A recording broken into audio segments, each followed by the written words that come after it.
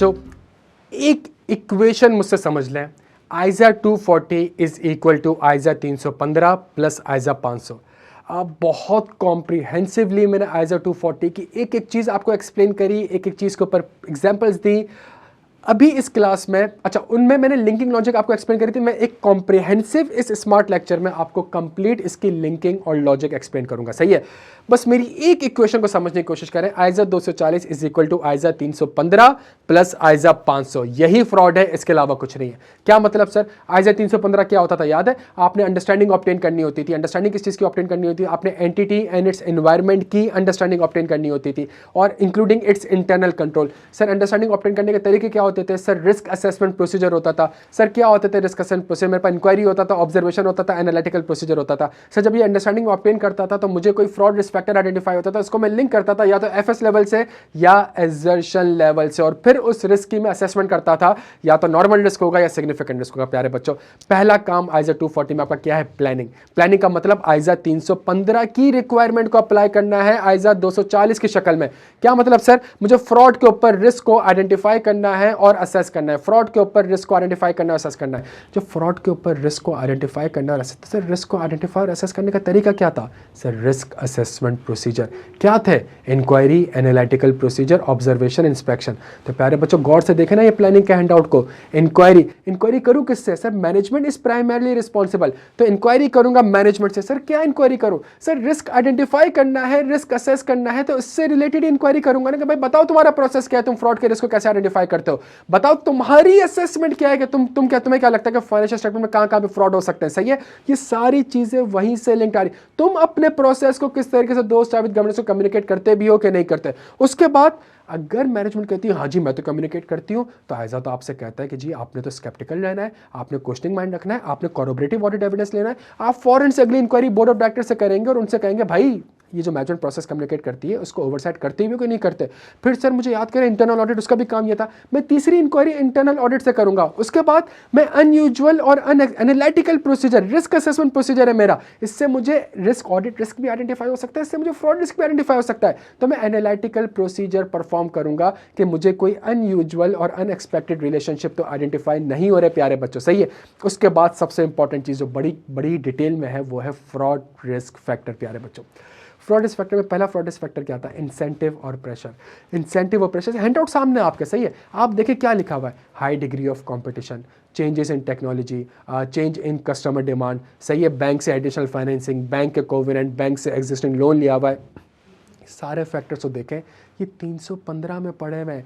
जब आपने एनवायरनमेंट की अंडरस्टैंडिंग ली तो आपको पता चला कि मार्केट में नया कॉम्पिटिटर आ गया है, सही है। जब आपने एनवायरनमेंट की अंडरस्टैंडिंग ली तो आपको पता चला कि भाई आप क्या कहते हैं, टेक्नोलॉजी चेंज हो गई है। अगर आपने एनवायरनमेंट की अंडरस्टैंडिंग ली तो आपको पता चला कस्टमर की डिमांड चेंज हो गई है। जब आपने एंटिटी की अंडरस्टैंडिंग ली तो आपको पता चला कि भाई फाइनेंसिंग कहाँ से हुई है? फाइनेंसिंग तो बैंक से हुई है, तो बैंक से फाइनेंसिंग हुई है तो बैंक ने तो कोवेनेंट भी डाले हुए। बच्चों जो भी फैक्टर्स आपको यहाँ दिख रहे हैं इंसेंटिव और प्रेशर के, ये तो हमने आइजा 315 में अंडरस्टैंडिंग ऑब्टेन करी थी। उन्हीं अंडरस्टैंडिंग को यूज करके फ्रॉड के रिस्क फैक्टर्स आइडेंटिफाई करना है। उसके बाद अगर आप देखिए अपॉर्चुनिटी, तो हमने रिलेटेड पार्टी पढ़ चुके कि मैनेजमेंट रिलेटेड पार्टी के साथ मिलकर फ्रॉड कर सकती है, तो उसके पास अपॉर्चुनिटीज इन्वॉल्व है। इसी तरीके से एस्टिमेट्स अगर देखें तो मैनेजमेंट एस्टिमेट्स को चेंज कर सकती है, कॉम्प्लेक्स ट्रांजैक्शन में एंगेज हो सकती है।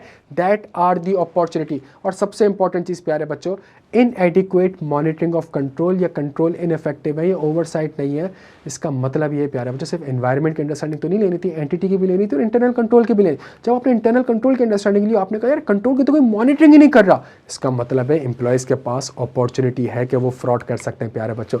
ये हमारे पास प्लानिंग था। जब प्लानिंग आपने कर ली तो इसका मतलब है आइजा 315 याद रखें, एफएस लेवल, एजर्शन लेवल। इसका मतलब है रिस्क को भी एफएस लेवल और एजर्शन लेवल पे लेके जाना होगा। जब रिस्क को एफएस लेवल, तो एफएस लेवल पे एक रिश्ता कयामत होगा, which is management override of control.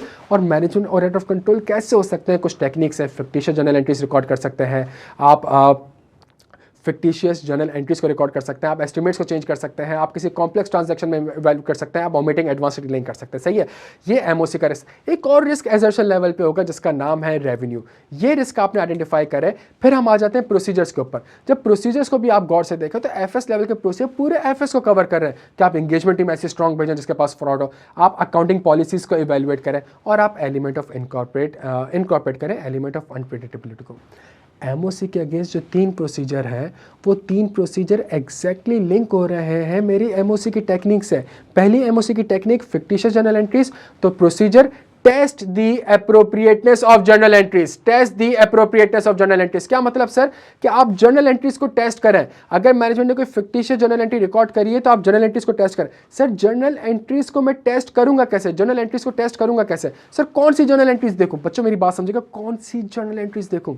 वो जर्नल एंट्रीज देखें जो ईयर एंड के आसपास है, वो जर्नल एंट्रीज देखें जो कि क्वार्टर के आसपास है, वो जर्नल एंट्रीज देखें जो कि मंथ एंड के आसपास है, वो जर्नल एंट्रीज देखें जो कि पब्लिक हॉलीडेज में पास की गई हैं, जो कि वीकेंड में पास की गई हैं, वो जर्नल एंट्रीज देखें जो कि उस बंदे ने पास की जो कि बंदा ऑथराइज नहीं था वो जर्नल एंट्री पास करने के लिए। वो जर्नल एंट्री आप देखें जिसके ऊपर कोई डिस्क्रिप्शन ही नहीं आ रही या डिस्क्रिप्शन में लिखा हुआ आ रहा है on the recommendation of CFO. प्यारे बच्चों, तो बेतहाशा जर्नल एंट्रीज होती हैं। उन जर्नल एंट्रीज में से आपने ये क्राइटेरिया अप्लाई करना होता है। आप हम लोग ऑडिट फर्म में क्या करते हैं, हमारे पास सिस्टम है, सिस्टम में हम बैंक से या कंपनी से या ऑडिट क्लाइंट से सारे का सारा जर्नल एंट्रीज का डंप लेते हैं जो पूरे साथ जर्नल एंट्रीज पड़ी है, सिस्टम में डालते हैं और सिस्टम कहते हैं मुझे इनमें से ईयर एंड के आसपास की एंट्रीज बता दो। सिस्टम मुझे कहता है ये 1500 एंट्रीज ईयर एंड के आसपास है। मैं कहता हूँ यहाँ पे फ्रॉड का रिस्क है, सही है।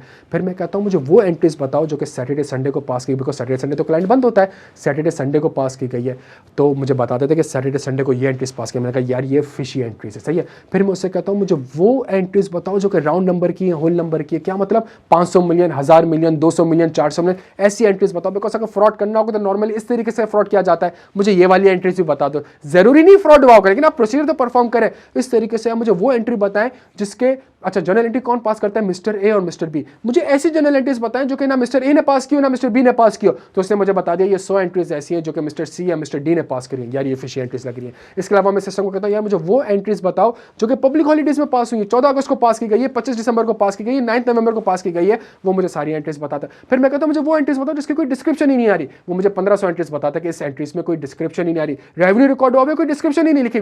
डिस्क्रिप्शन कैसे होगी, कस्टमर है थोड़ी, फिक्टिशियस कस्टमर है, सही है, तो क्या लिखूं, क्या कुछ लिख ही नहीं सकता।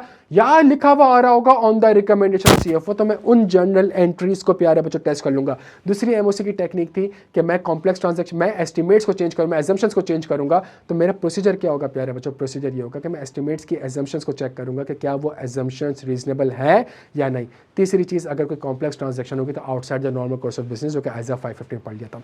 तीसरी चीज़ बड़ी इंपॉर्टेंट है, जब आप ये प्रोसीजर परफॉर्म करते हैं, जब आप ईयर एंड की एंट्रीज को देखते हैं, जब आप outside the normal course of business को इवैल्यूएट करते हैं, जब आप एस्टिमेट्स को गौर से देखते हैं, तो कोई मिस स्टेटमेंट आइडेंटिफाई हो सकती है। क्या वो इंडिकेट करती है पॉसिबिलिटी ऑफ फ्रॉड को प्यारे बच्चों? तो यार आप गौर से देखें, ऊपर जितनी टेक्निक्स लिखी हुई है वही तो नीचे लिखा हुआ है। मैनेजमेंट अकाउंटिंग रिकॉर्ड को ऑल्टर कर सकती है, तो अगर आपको कोई ऐसी इंडिकेशन दिखी कि अकाउंटिंग रिकॉर्ड ऑल्टर हुए हैं, that indicates a possibility of fraud. Management year and के आसपास एंट्रीज पास करती है और आपने ईयर एंड के आसपास एंट्रीज देखी, तभी तो एक लास्ट मिनट एडजस्टमेंट आपको आइडेंटिफाई हुई होगी प्यारे बच्चों, सही है। मिसिंग डॉक्यूमेंट है, अनसपोर्टेड डॉक्यूमेंट है, सही है। मिसिंग डॉक्यूमेंट क्यों है? बिकॉज मैनेजमेंट ने वो रेवेन्यू फिक्टिशियस रिकॉर्ड किया हुआ है। तो यहाँ पे भी जो इंडिकेशन आपको दिख रही है प्यारे बच्चों, दैट इंडिकेट्स, अगर इसका आंसर यस आ गया, जो इतनी इंडिकेशन पड़ी इसका आंसर यस आ गया, तो प्यारे बच्चों अगला काम आपने क्या करना है?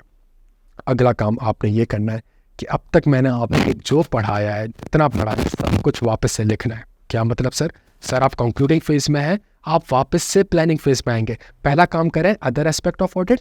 दूसरा, अगर सीनियर मैनेजमेंट इन्वॉल्व है, ठीक है ना, तो सर अभी तो थोड़ी देर पहले मजे मजे से मैं मैनेजमेंट से इंक्वायरी कर रहा था कि आप अपना प्रोसेस बताएं, आपकी नॉलेज में कोई फ्रॉड है, आपकी क्या असेसमेंट है, सही है। और मैनेजमेंट ने मुझे कहा जी हमारी असेसमेंट कुछ, इसका मतलब है मैनेजमेंट ही जब इन्वॉल्व है और मैं मैनेजमेंट से पूछ रहा हूं कि भाई क्या आपकी नॉलेज में कोई फ्रॉड है, आपकी असेसमेंट क्या है, आपका प्रोसेस क्या है, तो इसका मतलब है वो जो प्लानिंग फेज में मैंने प्रोसेस परफॉर्म करे थे फ्रॉड के रिस्क आइडेंटिफाई करने के लिए, वो तो नल एंड वॉइड हो गए, वो तो खत्म हो गए। मुझे फौरन से प्लानिंग फेज में जाकर अपने फ्रॉड के रिस्क असेसमेंट को वापस से रिवाइज करना पड़ेगा, सही है। जब प्लानिंग फेज में रिस्क असेसमेंट ही रिवाइज हो जाएगी तो परफॉर्मेंस फेज में उस रिस्क असेसमेंट के अगेंस्ट प्रोसीजर परफॉर्म करने पड़ेंगे। तीसरी चीज, मुझे जितने भी ऑडिट एविडेंस मिले हैं प्यारे बच्चों, जितनी भी रिटर्न रिप्रेजेंटेशन मिली, जो कि रिटर्न रिप्रेजेंटेशन हम अगली क्लास में पढ़ेंगे, नेक्स्ट क्लास में पढ़ेंगे, अगर कोई ऐसी चीज़ है मुझे उन सारी चीज़ों, देखिए मैं अगर आपको पेपर से 2 महीने पहले, 1.5 महीने पहले, 3 महीने पहले खुदा ना खास्ता 2-3 कॉन्सेप्ट गलत पढ़ा दूँ, 2-3 कॉन्सेप्ट गलत पढ़ा दूँ बच्चों, आप मुझे बताएं आप अगली चीज़ क्या करेंगे? आप कहेंगे यार सर ने ये 2-3 कॉन्सेप्ट गलत पढ़ाए ना, इसका मतलब है सर ने जो बकिया भी पढ़ा चुके हैं ना, शायद उसमें भी सर ने 2-3 कॉन्सेप्ट गलत पढ़ाएंगे। ये हमारी इंसानी फितरत है, आपने भी ये करना है कि अगर मैनेजमेंट ने मुझे सीनियर मैनेजमेंट इन्वॉल्व है और मुझे रेवेन्यू में फ्रॉड मिल गया है, तो इसका मतलब है रिसीवेबल में भी होगा, इसका मतलब है परचेजेस में भी होगा, इसका मतलब पे, बिकॉज मैनेजमेंट ही फ्रॉड किया है और उसी की तो जिम्मेदारी थी to prepare FS in accordance with IFRS. जब उसने फ्रॉड किया हुआ है तो आपने सारी चीजों को वापस से रिवैल्यूएट करना है। अगर आप कंक्लूड नहीं कर पा रहे कि फ्रॉड किस हद तक है, क्या है, एज अ सेफ साइड आपको कहता है विड्रॉ कर जाओ। विड्रॉ का मतलब है आप कोई रिपोर्ट इशू नहीं करोगे, आप बोर्ड ऑफ डायरेक्टर से मैनेजमेंट से दरख्वास्त कर लोगे, श्योरिटी दरख्वास्त कर लोगे, मैं आपकी कंपनी का ऑडिट नहीं कर रहा, फुल स्टॉप। और यहाँ पे एक कैजुअल वैकेंसी अराइज हो जाएगी और वो कैजुअल वैकेंसी कैसे पूरी होगी वो कंपनी से। Thank you so much.